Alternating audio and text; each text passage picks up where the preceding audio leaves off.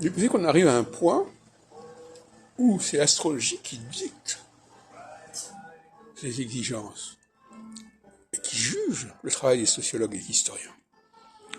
Les historiens et les sociologues proposent des classifications, proposent des catégories. Mais quelle est la valeur de ces catégories?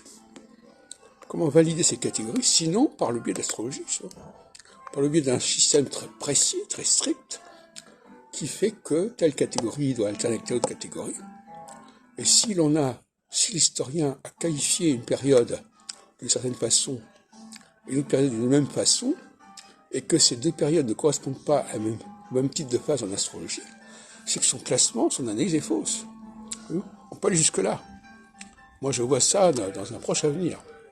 C'est l'astrologie qui va apprécier la valeur du travail de l'historien, et non pas l'historien qui va apprécier la valeur de l'astrologue. Quand on parle de la qualification, par exemple, des guerres mondiales, la qualification des révolutions, est-ce que telle révolution est de telle catégorie ou de telle autre catégorie? Eh bien, pour cela, il faut que, si ces révolutions sont de la même catégorie, il faut qu'elles correspondent toutes les deux soit à deux phases équinoxiales, soit à deux phases solsticiales.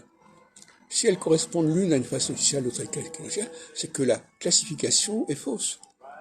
Il faut pas avoir peur de dire les choses comme elles sont.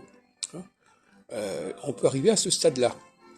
On n'en est peut-être pas encore là, parce que justement aujourd'hui, c'est la recherche astrologique elle-même qui se trouve confrontée à ce problème, c'est-à-dire d'appréciation des périodes.